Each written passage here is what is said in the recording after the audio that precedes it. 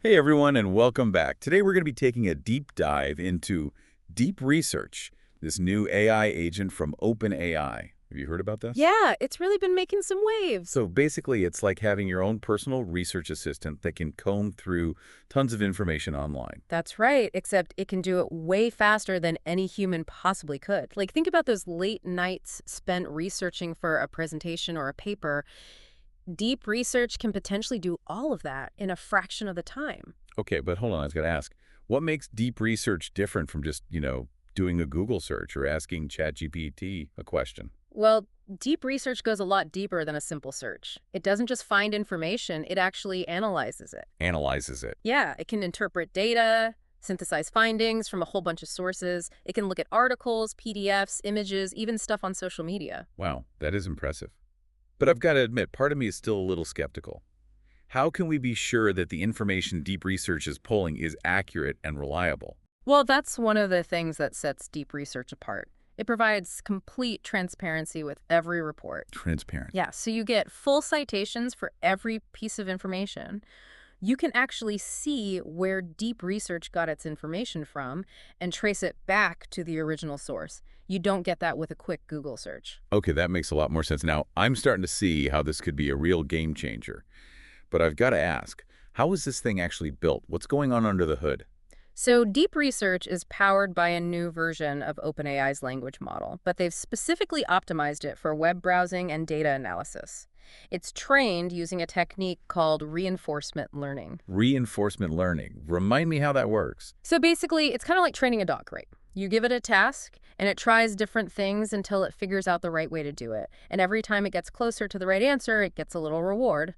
Over time, it learns how to solve increasingly complex problems. So it's not just repeating information that it's been fed, it's actually learning and improving on its own. Exactly, and that's a big deal. It means deep research is constantly evolving and getting better at what it does. That's pretty incredible. So let's say I want to use deep research. How does that actually work in practice? It's really pretty straightforward. Right now, it's integrated into ChatGPT, so you just select the deep research option, type in your question. You can even add context, like if you have specific files or spreadsheets. Interesting. Okay. So like giving a research assignment to my own AI assistant. Exactly. And you can go do other things while it's working in the background. Depending on how complex your request is, deep research could take anywhere from like 5 minutes to half an hour to generate a report. So not instantaneous, but still a lot faster than doing it myself. Right, and they're working on making it even faster. And, down the line, you'll be able to see images and data visualizations right there in the report. Oh, wow. That would be really helpful. But, I'm still trying to wrap my head around how this is different from just using the regular chat GPT or GPT-4o, as they call it. Sure, so GPT-4o is amazing for quick answers and creative brainstorming, but deep research, it's a completely different beast. It's designed for really in-depth analysis and synthesis of information. So if GPT-4o is like having a quick chat with a really smart friend, deep research is more like, what, having a team of expert consultants working on a project. That's a great analogy, yeah. They've actually put deep research through a bunch of rigorous tests or benchmarks to see how it stacks up. Really, how did it do? Way better than expected. They used something called Humanity's Last Exam, which is like a massive general knowledge test. And get this, deep research actually scored higher than any previous language model on that exam. That's really impressive. And then there's another benchmark called GAIA that focuses on like real-world problem solving. And deep research actually achieved state-of-the-art performance on that one. It was able to solve complex, multi-step tasks that involved research, reasoning, and even using different tools. Okay, wow. So this thing can actually solve real-world problems. Huh. But let's be real here for a second. I mean, no technology is perfect. So what are some of deep research's limitations? Right. Well, like any AI, deep research can sometimes make mistakes. They call them hallucinations, where it might generate information that's just plain wrong. Oh, interesting. Like it just makes stuff up. Yeah, but it happens way less frequently than it used to with earlier models. And they're constantly working to improve accuracy. So it's still important to double check the information. Absolutely. Figuring out which sources of information are reliable and which ones aren't. So it's still learning to be as discerning as a good human researcher. Right. And then there are some minor formatting issues they're working out with the reports and citations. Okay, so some kinks to work out. but I'm sure they're on it. Oh, yeah. They're always working on improvements. So who can use deep research right now? Is it available to everyone? Not quite yet. Right now, it's available to ChatGPT Pro users, but they are planning to expand access to other tiers soon. Okay. Any idea why they haven't rolled it out to everyone yet? Well, deep research does require a lot of computing power, so they're probably rolling it out gradually to make sure everyone has a good experience. That makes sense. So what about the folks in the UK, Switzerland, and the European Economic Area? Any news for them? They're still working on making it available in those regions, but in the meantime, they are developing a faster and more efficient version that will work on pretty much any device. Okay, that's good to hear. So let's look ahead a bit. What's the future hold for deep research? Any exciting developments on the horizon? Oh, yeah, definitely.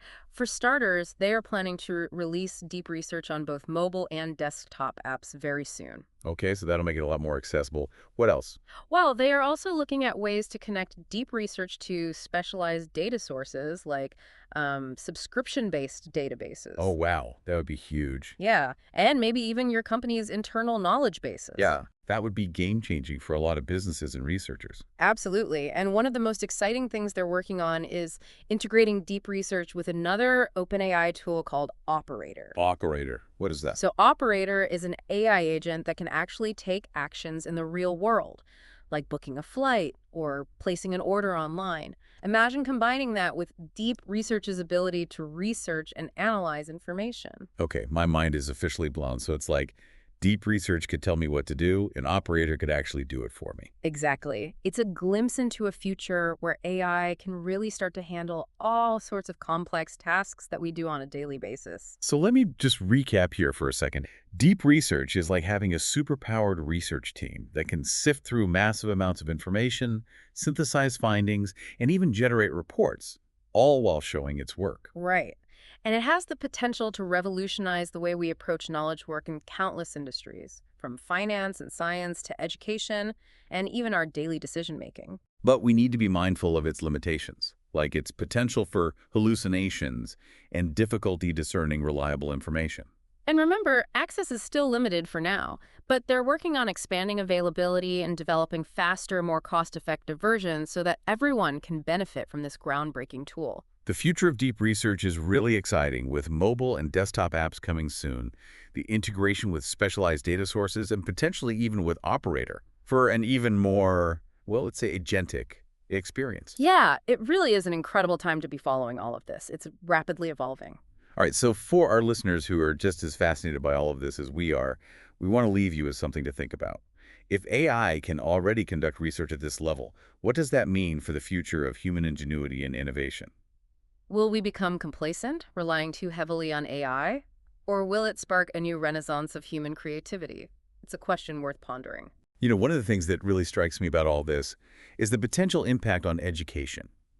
Imagine students being able to use deep research to delve into complex subjects. Oh, absolutely. I mean, it could revolutionize the way we learn and teach. Students could analyze different perspectives and use it to come up with their own research projects. And think about the possibilities for businesses, too. Market research, competitive analysis, heck, even product development. Right. I mean, can you imagine the kind of competitive edge a company could get if they had access to this level of information? It'd be like having a secret weapon. Mm-hmm. But, you know, all this talk about AI and efficiency, it does make you wonder about the role of human researchers and analysts. Are they going to be out of a job? I think that's a valid concern, but I don't think it's necessarily a zero-sum game. AI tools like deep research, they're designed to augment human capabilities, not replace them. So it's more about collaboration then. Yeah. Exactly. It's like a partnership. We bring our own unique strengths to the table, things like critical thinking, creativity, and ethical judgment. And AI can handle the data crunching, the analysis, leaving us free to focus on the bigger picture. So it's like having an AI teammate that can take care of all the tedious stuff. Yeah, exactly. Like handling all that grunt work. And that frees us up to focus on the more strategic aspects of research. That makes a lot of sense. I mean, it's really about finding the right balance, isn't it? Yeah, Leveraging the strengths of both humans and AI. absolutely. And who knows what that kind of collaboration might lead to in the future. Pretty exciting to think about. But as we wrap up our deep dive today, there's one more thing I want our listeners to consider. Okay. Yeah. If AI can already conduct research, At this level of sophistication, what does that mean for human ingenuity? Yeah, that's a big one. Will we become too reliant on these tools, or will it actually spark a new era of creativity, freeing us from the burden of information overload? It's a question worth thinking about. It's a lot to wrap your head around, right? I mean, we're talking about a fundamental shift in how we access and process information. It really is. And it raises a lot of questions, not just about the technology itself, but about our role in this new landscape. Exactly. We can't just focus on the how of AI. We need to think about the why and the what next. I completely agree. It's a conversation that goes way beyond the tech world. It's about our values as a society and the kind of future we want to build. And that's why we think it's so important to have these conversations, to engage with our listeners and hear different perspectives. Absolutely. The more we talk about these issues, the better equipped we'll be to navigate the challenges and opportunities that AI presents. Well said. And on that note, we want to thank all of you for joining us on this deep dive into deep research. We hope you found it insightful, thought-provoking, maybe even a little bit mind-blowing. And remember, this is just the beginning. AI is constantly evolving, so stay curious, keep exploring, and never stop asking questions. And who knows, maybe some of you listening will be the ones to shape the future of AI, to make sure it's a future that benefits all of humanity. Until next time, keep diving deep.